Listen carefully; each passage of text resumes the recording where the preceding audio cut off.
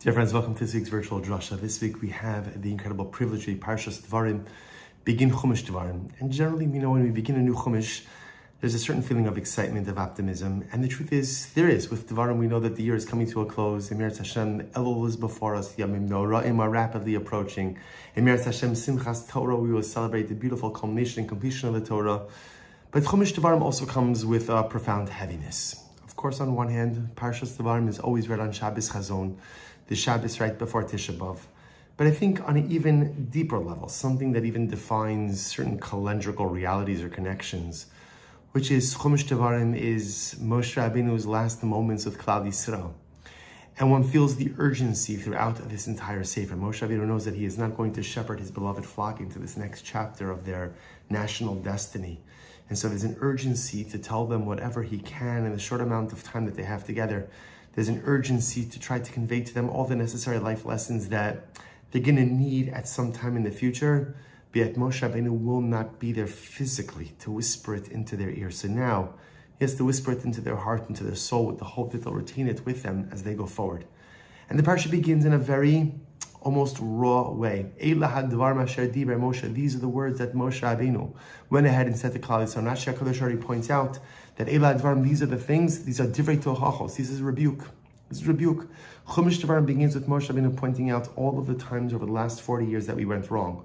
All of the things we did wrong, not an effort to beat us up, chas v'shalom, but an effort to remind us of our mistakes and failures so that we could do better, so that we could be better going forward.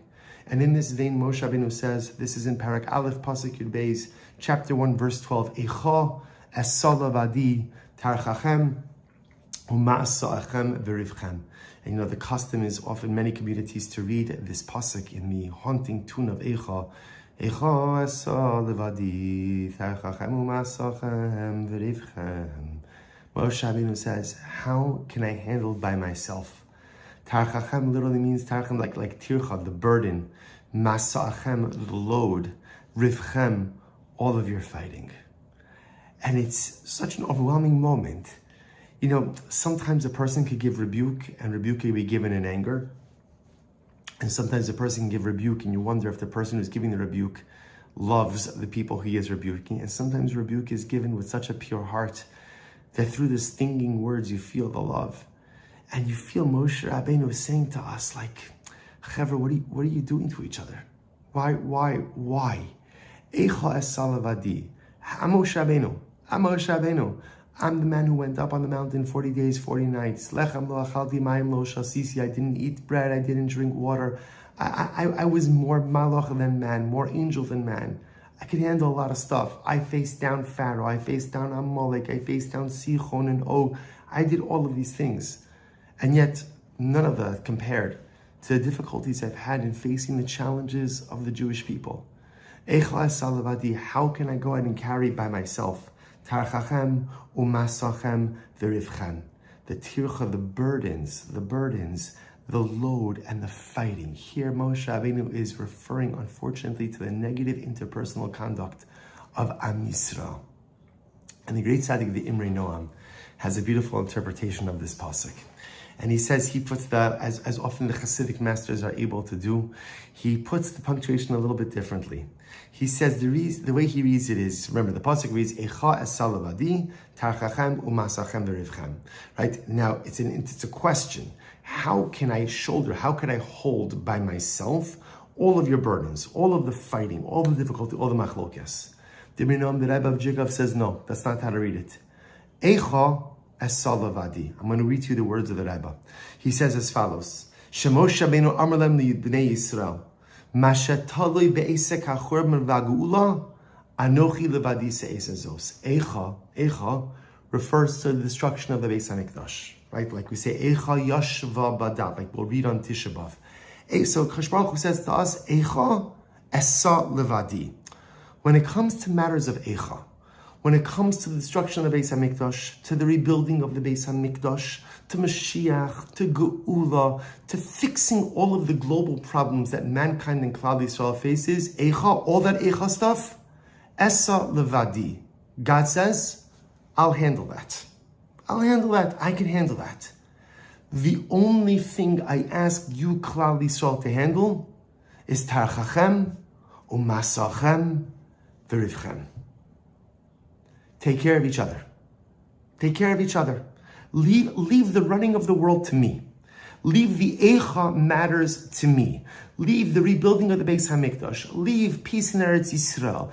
Leave all the global issues that mankind and leave that to me. Eicha, all the Eicha stuff, as Salavadi, I, God, will carry and shoulder by myself.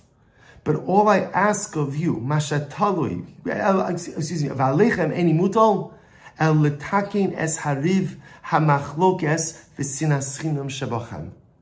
We have one job, says the Imran Cheshbaruch, who says to us, just take care of your machlokes. Just take care of your sinas chinam. Take care of your baseless hatred. V'zeu amru tarchachem umasachem berivchem alechem mutal tircha umasa kodesh letakin es rivchem v'sinas chinam. You just take care of the fighting. You take care of the machlokes. You take care to create shalom. And if you do that, v'az b'mehera yavah ha'goel. A profound and overwhelming division of responsibility. When it comes to matters that fall under the umbrella of Eicha, global issues, Klal Yisrael issues, mankind, Cheshbon Baruch says, I got it. All the Eicha stuff as Salavadi. Tarchachem umasachem, your responsibility, your burden, what you have to take care of, Rivchem. Take care of your machlokes. An overwhelming message that Moshe was telling Klal Yisrael. He says, you think your biggest problems are your external enemies? We know all of them. It's not true. It's never been true. Our greatest challenge often is what we do to each other. Our greatest challenges are often how we mistreat each other. You know, the Beis HaMikdash was destroyed. The Chazal tell us because of Sinas Chinam, the second Beis HaMikdash. Sinas Chinam. So we often translate Sinas Chinam as baseless hatred. And the truth is, it's a very strange definition. It doesn't mean baseless hatred. People hate each other for no reason. There's always a reason. Right? If I don't like someone, or someone doesn't like me, there's always a reason. Maybe it's a legitimate, maybe it's an illegitimate reason, but there's always a reason. So what does it mean, sinas chinam? People just hated people because they were angry, because they were bragis. So remember again, when we see the word chinam, so one of the times that Klal Yisrael complained to Moshe Rabbeinu, they said, Zacharnu, es ha'akishum asharachanu china, Zacharnu es ha'daga, asharachanu china beretz Yisrael. Remember the fish, right? The fish, the cucumbers, the melons, that they ate chinam. They ate chinam. Sounds like they ate for free. It's like what the Egyptian shmorgis part of it, that everything that these Rashi HaKadosh says, I don't understand. Paro wouldn't give them straw, but they had all of the fish they wanted, or all of the cucumbers, all of the melons. Rather, Rashi HaKadosh says, chinam means chinam min ha-mitzvos, free of responsibility. See, Klal Yisrael were lamenting the fact that although, technically speaking, they were emancipated, they were free, but they were vested with so much more responsibility. They were waxing. They were remembering the quote unquote freedom of Egypt, because in Egypt there was no responsibility. A slave doesn't have responsibility for himself. He has to fulfill his task, his quota, but he has no responsibility towards a destiny. We remember Klal Yisrael said to Moshe Rabbeinu, complained to Moshe Rabbeinu, when we were free from personalistic responsibility. Chinam means to be free of responsibility.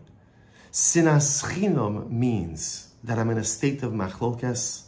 I'm in a state of discord with someone, and I feel absolutely no responsibility to fix it. I just don't feel responsible. Just not my problem. Either not my problem because I say, hey, it's not my fault. And if it's not my fault, then again, what does it matter to me? Or just someone else's problem, or just I don't care enough to get involved. That's sinas chinam. Sinas chinam is the state when there is machlokes within Klal Yisrael, and I don't care enough to fix it. And I don't care enough to do something about it. And says the Imrei Noah, Moshe Rabbeinu says, but that's your only job. Your only job is to do something about it. That's your only job. Now, I'm sure many of us heard about this overwhelmingly tragic story about this little girl, Charlotte Hertzberg, who was killed in a terrible accident.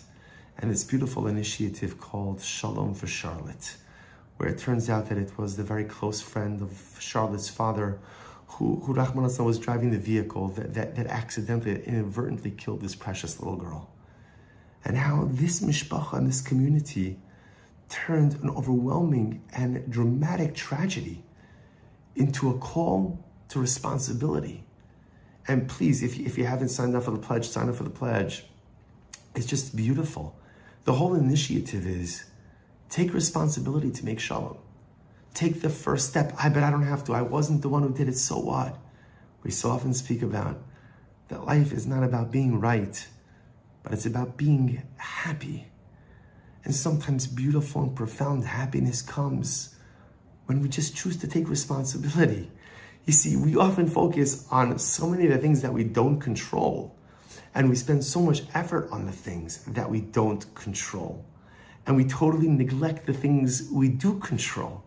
And so HaKadosh Baruch Hu says, stop. Eicha, like all the major stuff that's broken, that in reality you and I can't fix, HaKadosh Baruch Hu says, Esa levadi, I got that. I got that. We have one sacred task. Tarchachem u'masachem, the responsibility that we shoulder, the load that we shoulder, is rivchem, to take care of our machlokas. This beautiful holy Herzberg family within Klal Yisrael used the most overwhelming and heartbreaking and tragic circumstance as a call to relationship responsibility for Klal Yisrael. Just take the first step, because that's the only step. Kadosh Baruch Hu runs a beautiful world, and he knows exactly what he's doing, and he's got it choreographed, and he's got it orchestrated, and he doesn't need us to insert ourselves in his affairs, at least some of the time. What he needs us is to focus on the things we can change. And things we can change, it's me and you. It's our relationships. It's how we interact with each other. It's how we treat each other.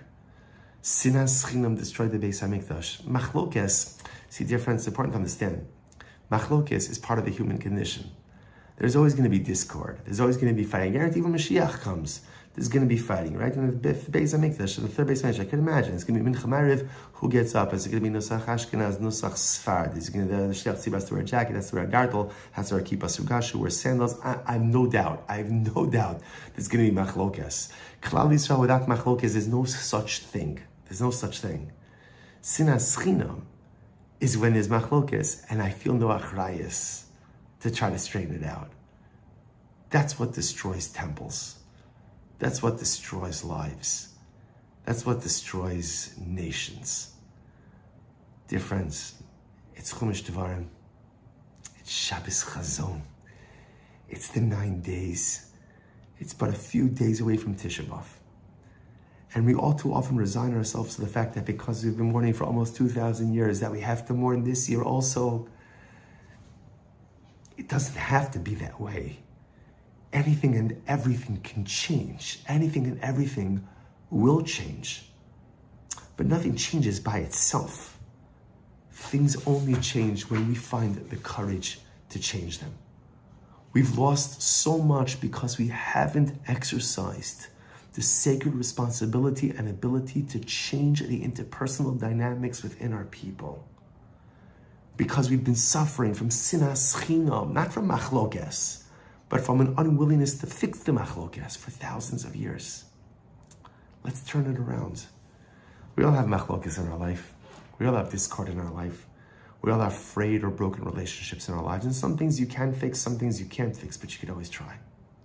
You could always try. The remedy to sinas chinam, interestingly enough, is not avas chinam. I don't know what avas chinam love means.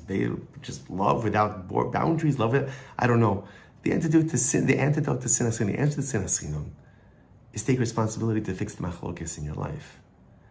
And if each of us do this just in one little small way, if each of us takes just one little step, identify one relationship, identify one pocket of machlokes, and say, you know what? I've neglected doing anything about it for so long. I'm going to do something about it. I'm going to reach out in some way, big, small, whatever it might be. Just don't absent yourself from the responsibility to fix the machlokes in your life. Because that's the only thing Hashem asks of us. The big things, the eicha things, esa lavadi, Hashem's got that. Tarchachem u'masachem, the responsibility that sits on our shoulders, rivchem. Take care of machlokes. Let's use these days of the 9 days to address the machlokes which exists in all of our lives, to do our small part in Emeretz Hashem, rolling up our sleeves and trying to push away some of the negativity, some of the machlokes. And who knows? The 9th of Av is going to come because there's a day on the calendar. But the nature of that day is fundamentally up to us. And how we should be zocha that in the schus of all of us, Eretz Hashem, rejecting and repudiating sinas chinam, and taking the responsibility to fix the things that are broken.